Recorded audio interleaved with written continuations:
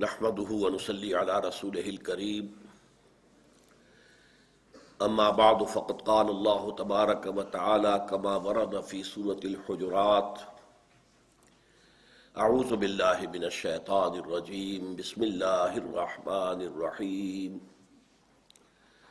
يا أيها الذين آمنوا لا تقدموا بين يدي الله ورسوله واتقوا الله ان اللہ سمیع علیم یا ایھا الذین آمنوا لا ترفعوا اصواتکم فوق صوت النبی ولا تجهروا له بالقول كجهر بعضكم لبعض ان تحبط اعمالكم وانتم لا تشعرون ان الذين يغضون اصواتهم عند رسول الله اولئك الذين امتحن الله قلوبهم للتقوى لهم مغفرة واجر عظيم ان الذين ينادونك من وراء الحجرات اكثرهم لا يعقلون ولو انهم صبروا حتى تخرج اليهم لكان خيرا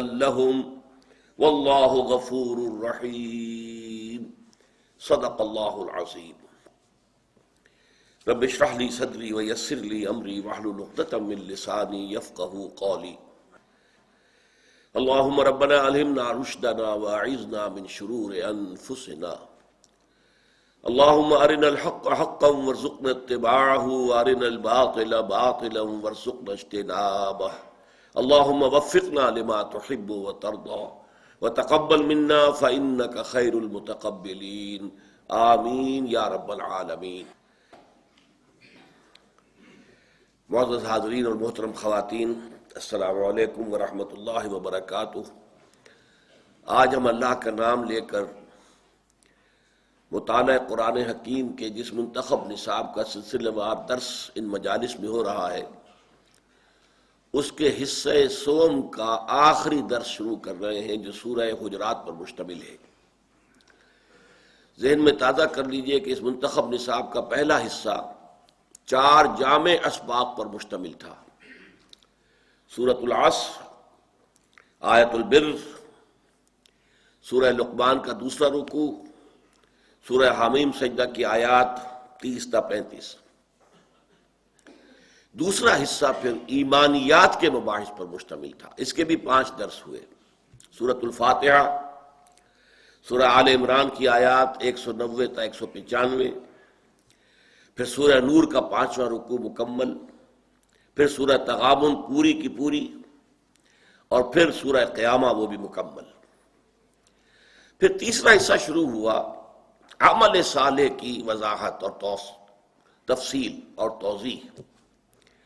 اس میں ترتیب ہم نے یہ رکھی کہ ظاہر بات ہے کہ سب سے پہلے انڈیویجول، ایک فرد جو ہے، فرد human being, individual human being, اس کی سیرت و کردار کو کن بنیادوں پر استوار ہونا چاہیے، تعمیر ہونا چاہیے، یہ پہلا سبق تھا اس تیسرے حصے کا۔ سورہ مومنون کی ابتدائی 11 آیات اور اس کی ہم مضمون سورہ معارج کی 17 آیات، ان 2 مقامات پر ایک درس مشتمل تھا۔ پھر ہم نے ایک جھلک دیکھی کہ ایک پوری طرح ایک تیار شدہ فنشڈ ایک شخصیت مکمل جو اللہ کو پسند ہے، اس کے خد و خال کیا ہے۔ اس کے ضمن میں وعباد الرحمن الذین یمشون علی الارض ہونا، اللہ کے بندے وہ ہیں، یہ سورۃ الفرقان کا آخری رکوع۔ پھر تیسرا درس فرد سے اجتماعیت کی طرف پہلا قدم کیا ہے؟ عائلی زندگی، ایک مرد ایک عورت مل کر ایک خاندان کی بنیاد ڈالتے ہیں، یہ کن بنیادوں پر استوار ہونا چاہیے۔ اس میں جو 2 انتہائی صورتیں پیش آ سکتی ہیں، ان میں سے ایک کا تذکرہ سورہ طلاق میں ہے، اس کا حوالہ ہم نے دیا، وہ ہمارے اس منتخب نصاب میں شامل نہیں ہے۔ البتہ پھر دوسری جو ہے سورہ تحریم، وہ ہمارا مکمل اس منتخب نصاب کا حصہ ہے، وہ ہم پڑھ چکے ہیں۔ پھر یہ جو گھروندے ہیں، یہ گھر ہیں، یہ خاندان ہیں، یہ مل کر معاشرہ بناتے ہیں، معاشرتی زندگی۔ اس معاشرتی زندگی کے کیا خد و خال ہیں؟ اسلام جو معاشرہ تعمیر کرنا چاہتا ہے، اس میں کیا خوبیاں پیدا کرنا چاہتا ہے، کیا محاسن ہیں، کیا وہ ویلیوز ہیں کہ جن کو وہ چاہے گا کہ پروموٹ ہوں ہمارے معاشرے کے اندر، اور دوسری طرف وہ سوشل ایونز کا کیا کانسیپٹ ہے، کن چیزوں کو ایریڈیکیٹ کرے گا، ختم کرے گا۔ تو معاشرتی ویلیوز اس کے ضمن میں بہت ہی جامع اسباق وہ سورہ بنی اسرائیل کے تیسرے اور چوتھے رکوع پر مشتمل۔ یہ ہمارا چوتھا درس تھا۔ اب آج جو سورہ حجرات ہم پڑھنے لگے ہیں، یہ اجتماعی زندگی کی جو بلند ترین سطح ہوتی ہے، ملی زندگی، سیاسی زندگی، اور آج کی جدید اصطلاح میں ہم کہیں گے ریاستی زندگی۔ ریاست کا کانسیپٹ جو ہے یہ زیادہ پرانا نہیں ہے، پرانا کانسیپٹ حکومت کا، گورنمنٹ، لیکن یہ بہت ریسنٹ تصور ہے، 200 سال سے زیادہ اس کی تاریخ نہیں ہے کہ انسان نے یہ سیکھا کہ ریاست اور شے ہے، حکومت اور شے ہے۔ حکومت ریاست کو چلانے کا ایک ادارہ ہے۔ حکومت سے آپ اختلاف کر سکتے ہیں، آپ کو حق ہے، ہر شہری کو حق حاصل ہے۔ ریاست کے خلاف کریں گے تو آپ باغی شمار ہوں گے۔ تو یہ جو فنڈامنٹل ڈفرنس ہے اسٹیٹ اینڈ گورنمنٹ، گورنمنٹ تو ایک ادارہ ہے، چلانے والا ادارہ ہے، لیکن یہ ہے کہ ریاست، تو اسلامی ریاست کے اصول کیا ہیں؟ پھر یہ کہ ملی زندگی میں استحکام کے لیے کیا ہدایات ہیں؟ یہ اہم ترین مضامین ہے میرے نزدیک، جو اس تیسرے حصے کے آخری سبق کے طور پر سورہ حجرات کی شکل میں اس منتخب نصاب میں شامل ہے۔ یہ 18 آیات ہیں۔ اس سے پہلے ہم سورہ تغابن پڑھ چکے، وہ بھی 18 آیات پر مشتمل تھی، یہ بھی 18 آیات پر مشتمل ہے۔ اور اس میں ترتیب کچھ ایسے ہے کہ 3 حصے ہیں اس کے۔ پہلے حصے میں اسلامی پالیٹی جس کو ہم کہتے ہیں، پالیٹکس یا پالیٹی، اسلامی ریاست، ملی زندگی، اس کی اساسات کیا ہیں، بنیادیں کیا ہیں، اہم ترین موضوع ہے۔ دوسرے حصے میں کہ مسلمانوں کی اجتماعی زندگی کو مستحکم رکھنے کے لیے، اس لیے کہ یہ امت اصل میں خیر کا ذریعہ ہے، کنتم خیر امت اخرجت للناس، تم بہترین امت ہو جسے دنیا والوں کے لیے برپا کیا گیا ہے، این انسٹرومنٹ آف گڈ، بھلائی کا ذریعہ ہے، آلہ ہے۔ اب اگر وہ آلہ ہی ٹوٹا پھوٹا ہو تو اس سے کیا کام لیا جا سکے گا؟ تو ملت کا استحکام یہ بہت ضروری ہے، مضبوط ہو اپنی جگہ پر، تاکہ اس کے ذمے جو کام لگایا گیا ہے شہادت علی الناس کا، وَكَذَلِكَ جَعَلْنَاكُمْ أُمَّةً وَسَطًا لِتَكُونُوا شُهَدَاءَ عَلَى النَّاسِ وَيَكُونَ الرَّسُولُ عَلَيْكُمْ شَهِيدًا، پوری دنیا کے لیے امر بالمعروف اور نہی عن المنکر کا فریضہ سونپا گیا ہے۔ كُنتُمْ خَيْرَ أُمَّةٍ أُخْرِجَتْ لِلنَّاسِ تَأْمُرُونَ بِالْمَعْرُوفِ وَتَنْهَوْنَ عَنِ الْمُنكَرِ وَتُؤْمِنُونَ بِاللَّهِ۔ تو جیسے آج کل ہم کہتے ہیں کہ فزیشین ہیل دائی سیلف، اگر کہیں کوئی طبیب یا ڈاکٹر بیٹھا وہ خود بیمار ہے تو اس کے پاس کون آئے گا علاج کرانے کے لیے؟ پہلے اپنا علاج تو کر لو۔ اسی طرح جو امت پوری دنیا کی اصلاح کا بیڑا اٹھائے، اس کے اپنے اندر تو داخلی استحکام ہونا چاہیے، صلاح اور فلاح جو ہے اس کے مظاہر نظر آنے چاہیے۔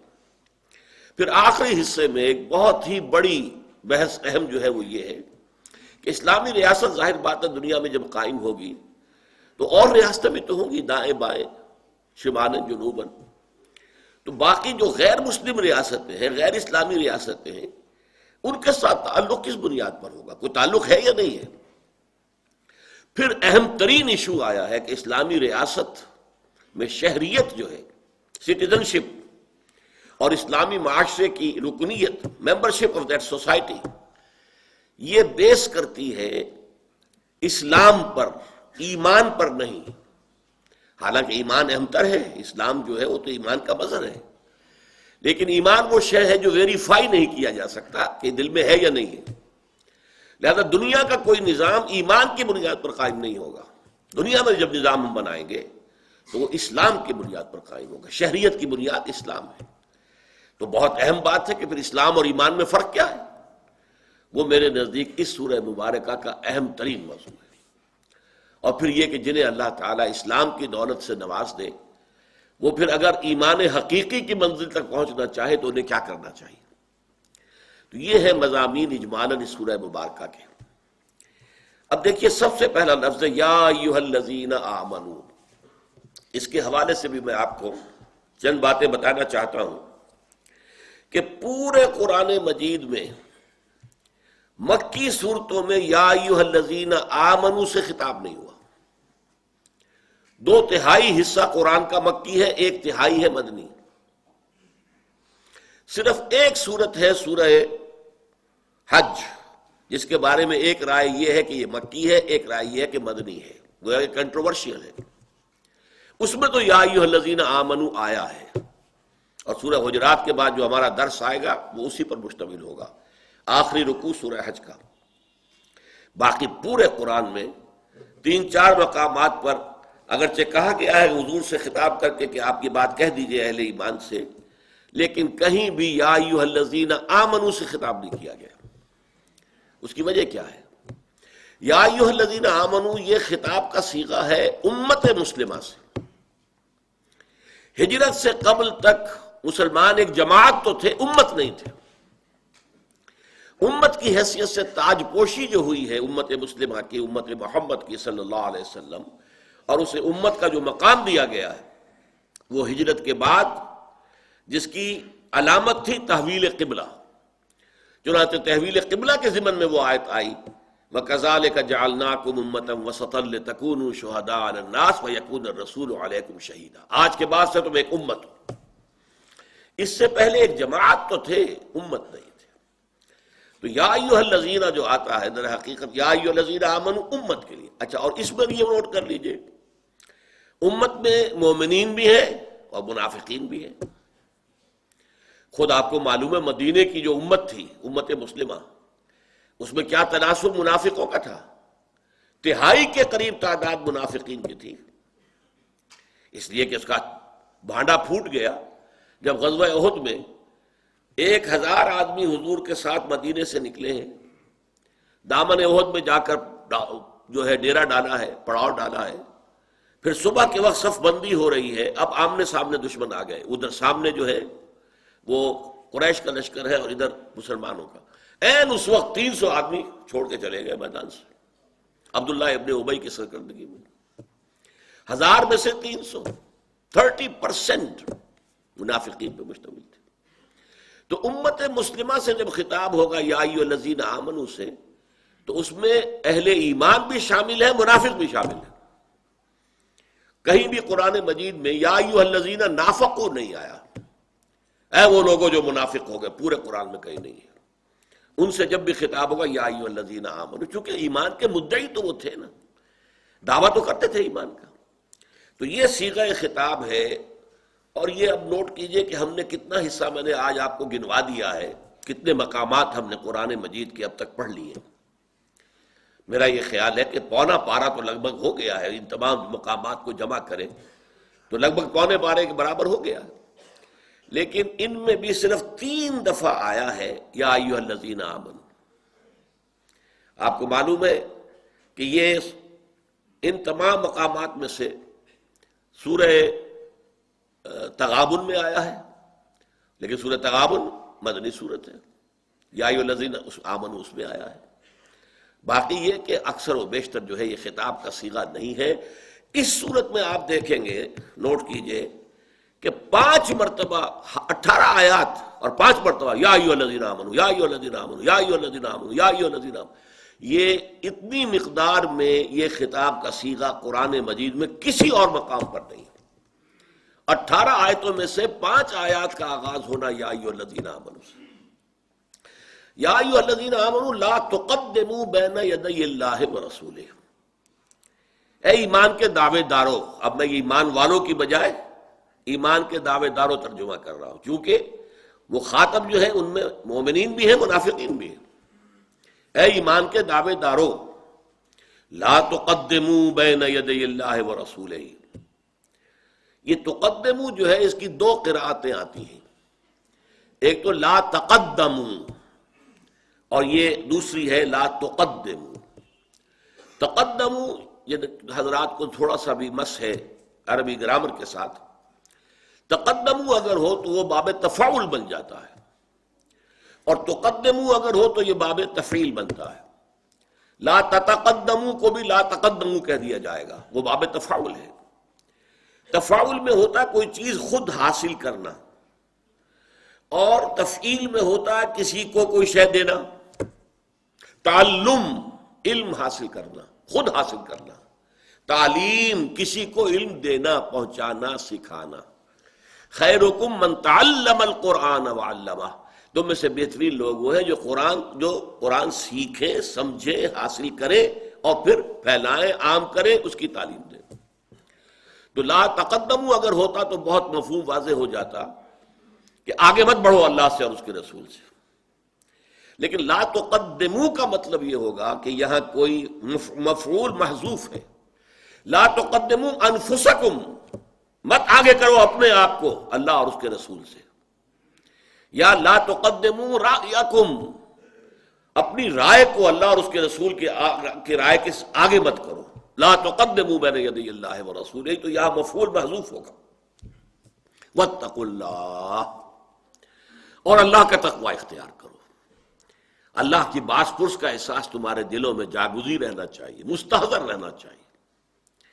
ان اللہ سمیع علیم، یقیناً اللہ تعالیٰ سب کچھ سننے والا، سب کچھ جاننے والا ہے.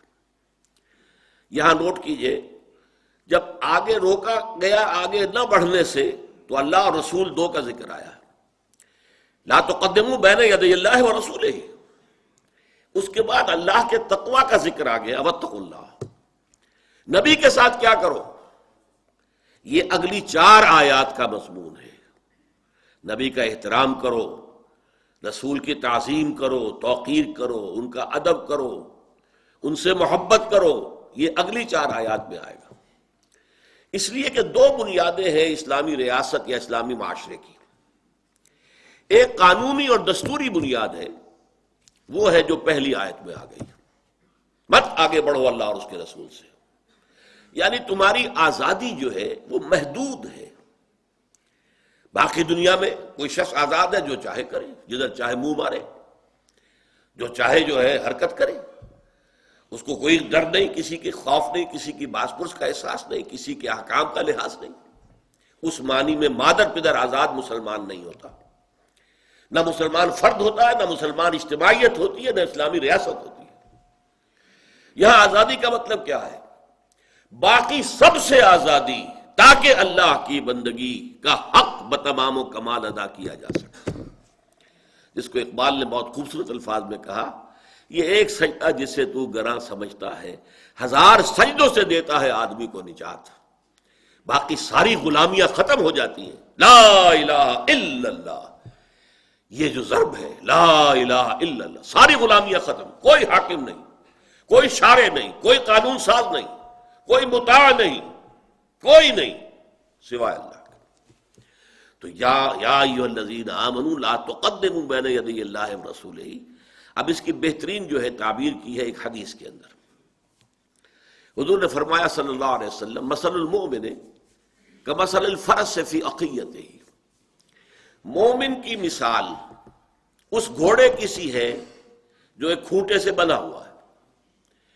ایک گھوڑا ہے جس پہ نہ کوئی رسی لگی ہے، نہ اس کو کوئی باندھا گیا، وہ جدھر چاہے دائیں جائے، بائیں جائے، شمال جنوب، جب چاہے جائے، کتنی دور جائے، دوڑ کر بکٹوٹ، وہ بکٹوٹ ہے نا، اس کی بھاگ ہی نہیں. ایک گھوڑا وہ ہے کہ جو ایک کھوٹے کے ساتھ بنا ہوا ہے، تو اس کی تو موومنٹ جو ہے محدود ہے. وہ تو جتنی رسی آپ نے باندھی ہے اتنا ہی تو وہ جا سکتا ہے، مشرق میں، مغرب میں، شمال میں، جنوب میں، اس کھوٹے کے گرد. باقی تو آگے تو نہیں جا سکتا. اس حدیث کو الحمدللہ کہ میں نے ایکسٹینڈ کیا ہے ذرا اسلامی ریاست کے اصل الاصول کو واضح کرنے کے لیے. کہ فرض کیجئے آپ کے پاس ایک گھوڑا ہے اور آپ یہ چاہتے ہیں کہ کھڑا کھڑا سست نہ ہو جائے، دوڑے بھاگے بھی، لیکن یہ کہ وہ کہیں بھاگ ہی نہ جائے. اب ایسا کیجئے کہ اگر کھلا میدان ہے، 200 گز لمبی رسی سے اسے باندھ دیجئے. کھوٹے کے ساتھ بنا ہوا تو ہے لیکن رسی 200 گز ہے. تو اب 200 گز نصف قطر کا ایک دائرہ وجود میں آ جائے گا جس میں یہ گھوڑا آزاد ہے. 150 گز پہ جائے، 250 گز پہ جائے، مشرق میں جائے، مغرب میں جائے، شمال میں جائے، جنوب میں جائے، 200 گز تک چلا جائے، آگے 201واں گز نہیں آئے گا، نہ دائیں نہ بائیں نہ شمال نہ جنوب۔ یہ بہترین مثال ہے آزادی اور پابندی کی۔ پابند بھی ہے کہ 200 گز سے آگے نہیں جا سکتا، نہ مشرق میں نہ مغرب میں نہ شمال میں نہ جنوب میں۔ آزادی بھی ہے، اس 200 گز کا جو دائرہ ہے اس کے اندر یہ آزاد ہے، جائے، بیٹھے، لیٹے، لوٹے، جیسے کہ ہوتا ہے گدھوں کا اور گھوڑوں کا رواج، جو چاہے کرے، لیکن یہ ہے کہ 201واں گز نہیں آئے گا۔ یہی معاملہ اسلامی ریاست کا ہے کہ یہاں قرآن اور سنت کی حدود، یہ دائرہ جو 200 گز کا کھینچ دیا گیا ہے، یہ در حقیقت قرآن و سنت کی حدود ہیں، اس سے تجاوز نہیں کر سکتے۔ مت آگے بڑھو اللہ کے حدود سے۔ کہیں کہا جاتا لا تقربوا حدود اللہ، اللہ کے حدود کے قریب بن جاؤ۔ کہیں آتا لا تعتدوا، اللہ کے حدود کے سے آگے تجاوز نہ کرو۔ لیکن اس دائرے میں تم آزاد ہو، اس دائرے میں جو کچھ ہے وہ مباح ہے، وہ حلال ہے۔ اس حلال کے اندر تم جمہوریت نافذ کر لو، بہترین جمہوریت، وہاں آپ کثرت رائے سے فیصلہ کر لیں۔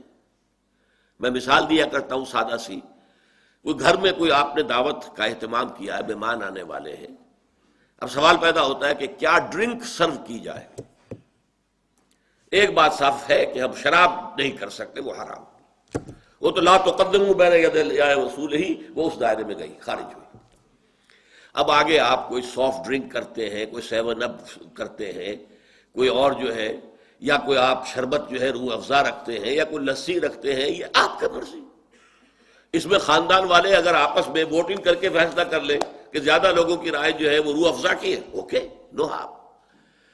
تو جو مباحات ہیں، مباحات کے درمیان فیصلہ کرنے کے لیے آپ رائے شماری کر سکتے ہیں، لیکن کسی رائے شماری سے 100% ووٹس بھی اللہ کی حرام کردہ کسی شے کو حلال نہیں کر سکتے، اور اللہ کی حلال کردہ کسی شے کو حرام نہیں کر سکتے۔ جیسے حرام کو حلال کرنا جرم ہے، اتنا ہی جرم حلال کو حرام کرنا بھی ہے۔